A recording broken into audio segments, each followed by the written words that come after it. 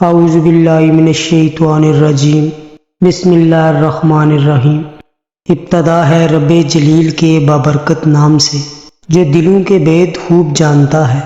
دیکھتی آنکھوں سنتے کانوں آپ کو گرو وائس کا سلام ہو۔ ناظرین، ایک دفعہ سیدنا حضرت علی رضی اللہ تعالیٰ عنہ کوفے کی مسجد میں بیٹھے ہوئے تھے۔ ایک بندہ حضرت علی رضی اللہ تعالیٰ عنہ کی بارگاہ میں پیش ہوا۔ اس بندے نے کہا، یا علی رضی اللہ تعالیٰ عنہ، میں ملک شام سے آیا ہوں۔ میرے ذہن میں بہت سے سوالات آ رہے تھے۔ آج مجھے معلوم ہوا کہ آپ رضی اللہ تعالیٰ عنہ یہاں موجود ہیں، لہٰذا میں ان سوالات کے درست جوابات معلوم کرنے کے لیے آپ رضی اللہ تعالیٰ عنہ کے پاس آیا ہوں۔ سیدنا حضرت علی رضی اللہ تعالیٰ عنہ نے فرمایا، پوچھو کیا پوچھنا چاہتے ہو؟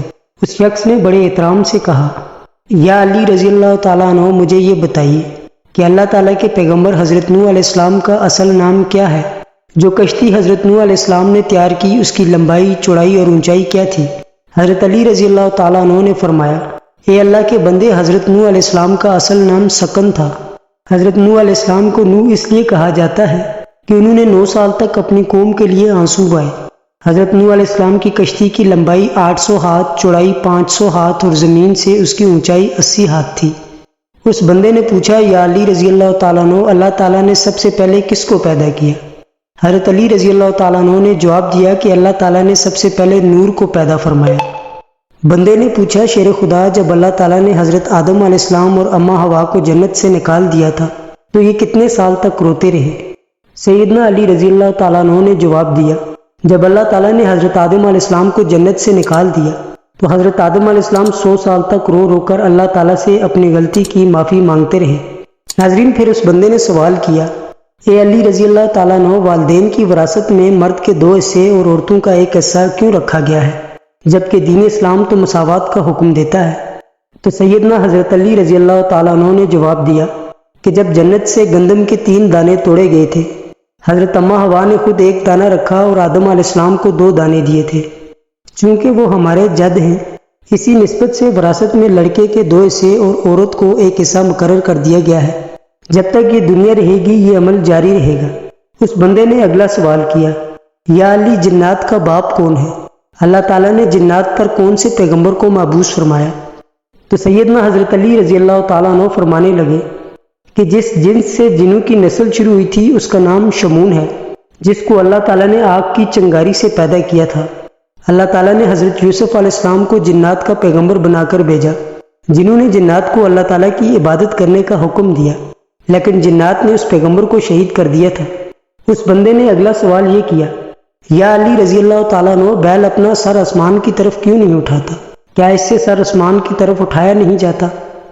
سیدنا علی رضی اللہ تعالیٰ عنہ نے جواب دیتے ہوئے فرمایا، جس دن سے بنی اسرائیل قوم نے گوسوالا کی پوجا کی، بنی اسرائیل کی یہ حرکت دیکھ کر بیل بہت زیادہ شرمندہ ہوا، جس کی وجہ سے بیل کبھی بھی اپنا سر آسمان کی طرف اٹھانا پسند نہیں کرتا۔ ناظرین، گوسوالا ایک سنہری رنگ کا بیل تھا جس کو سامری جادوگر نے حضرت موسیٰ علیہ السلام کے دور میں اپنے جادو سے بولنے کی طاقت دی، اور حضرت موسیٰ علیہ السلام کی غیر موجودگی میں سامری جادوگر نے بنی اسرائیل کے لوگوں سے اس کی پوجا کروائی تھی۔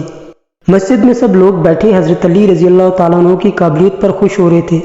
سوال کرنے والے نے اگلا سوال کیا کہ یا علی، مدو جزر کیا ہے؟ حضرت علی رضی اللہ تعالیٰ عنہ نے اس کے سوال کا جواب دیتے ہوئے فرمایا، سمندروں پر ایک فرشتے کی ڈیوٹی لگائی گئی ہے۔ جب وہ سمندر میں اپنا پاؤں ڈالتا ہے تو مد پیدا ہوتا ہے، اور جب فرشتہ سمندر کے پانی سے اپنا پاؤں باہر نکالتا ہے تو جزر پیدا ہوتا ہے۔ سمندر کے پانی کو خدا کی قدرت سے کم یا زیادہ ہونے کو مد و جزر کہتے ہیں۔ اس بندے نے سوال کیا، یا علی رضی اللہ تعالیٰ عنہ، اللہ تعالیٰ نے آسمان، زمین اور پہاڑوں کو کس چیز سے پیدا کیا؟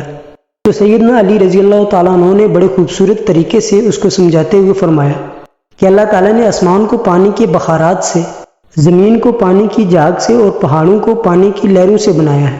شام سے آئے ہوئے مہمان نے حضرت علی رضی اللہ تعالیٰ عنہ سے اگلا سوال پوچھا، یا علی رضی اللہ تعالیٰ عنہ، کس نبی نے ایک ہی وقت میں 2 بہنوں سے شادی کر رکھی تھی؟ امیر المومنین حضرت علی رضی اللہ تعالیٰ عنہ نے جواب دیا کہ وہ یعقوب بن اسحاق علیہ السلام تھے، جنہوں نے ایک ہی وقت میں 2 سگی بہنوں سے شادی کی تھی۔ حضرت یعقوب علیہ السلام کی ان بیویوں کا نام لیا اور راحیل تھا۔ حضرت علی رضی اللہ تعالیٰ عنہ نے فرمایا، اس کے بعد اللہ تعالیٰ نے 2 سگی بہنوں سے نکاح کرنا حرام قرار دیا۔ اس بندے نے اگلا سوال کیا، اے امیر المومنین، اللہ تعالیٰ نے پہلے آسمان کو کس چیز سے تخلیق کیا ہے؟ آپ رضی اللہ تعالیٰ عنہ نے جواب دیا، اللہ تعالیٰ نے پہلے آسمان کو رکی ہوئی فوج سے بنایا ہے۔ شام سے آئے ہوئے مسافر نے سوال پوچھا، یا علی رضی اللہ تعالیٰ عنہ، سب سے پہلے کفر کی ابتدا کس نے رکھی اور پہلا کافر کون ہے؟ حضرت علی رضی اللہ تعالیٰ عنہ نے فرمایا، سب سے پہلا کفر کرنے والا ابلیس تھا اور وہی سب سے پہلا کافر ہے۔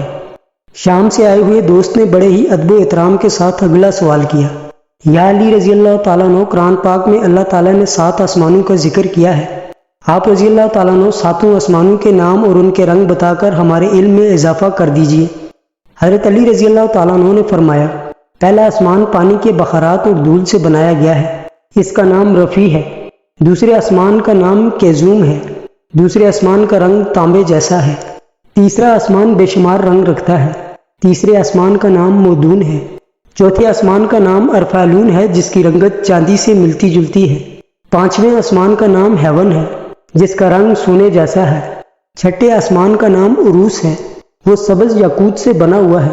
ساتویں آسمان کا نام اجمہ ہے، جس کا رنگ سفید موتیوں جیسا ہے۔ اس بندے نے سوال کیا، یا علی رضی اللہ تعالیٰ عنہ، حضرت آدم علیہ السلام کا نام آدم کیوں ہے؟ حضرت آدم علیہ السلام کی عمر مبارک کتنی تھی؟ حضرت علی رضی اللہ تعالیٰ عنہ نے فرمایا، حضرت آدم علیہ السلام کو اللہ تعالیٰ نے زمین کی اعلیٰ ترین مٹی سے پیدا کیا ہے، اس لیے آدم علیہ السلام نام رکھا۔ حضرت آدم علیہ السلام کی عمر مبارک 950 سال تھی۔ اس شخص نے دوبارہ دریافت کیا، یا علی رضی اللہ تعالیٰ عنہ، ابلیس کا نام آسمان پر کیا تھا؟ تو حضرت علی رضی اللہ تعالیٰ عنہ نے جواب دیتے ہوئے فرمایا، آسمان میں ابلیس کو حارس کے نام سے پکارا جاتا تھا۔ شام سے آئے ہوئے آدمی نے کہا، یا علی رضی اللہ تعالیٰ عنہ، میں آپ سے آخری سوال پوچھ کر اجازت چاہتا ہوں۔ حضرت علی رضی اللہ تعالیٰ عنہ نے فرمایا، پوچھو، کیا پوچھنا چاہتے ہو؟ اس بندے نے پوچھا، مکہ کو ام القریٰ کیوں کہا جاتا ہے؟ حضرت علی رضی اللہ تعالیٰ عنہ نے جواب دیتے ہوئے فرمایا، ام القریٰ کے معنی ہر ترتیب کی ماں ہے، کیونکہ زمین کی ہر چیز اس کے نیچے بچھائی گئی ہے، اس لیے شہر مکہ کو، جہاں بیت اللہ شریف ہے، ام القریٰ کہا جاتا ہے۔ پیارے دوستو، اسی امید کے ساتھ اجازت چاہوں گا کہ آج کی ویڈیو آپ کو پسند آئی ہوگی۔ ویڈیو پسند آئی ہو تو ویڈیو کے آخر میں اپنی قیمتی رائے سے ضرور آگاہ کیجیے گا، آپ کی قیمتی رائے میرے لیے حوصلہ افزائی ہوگی۔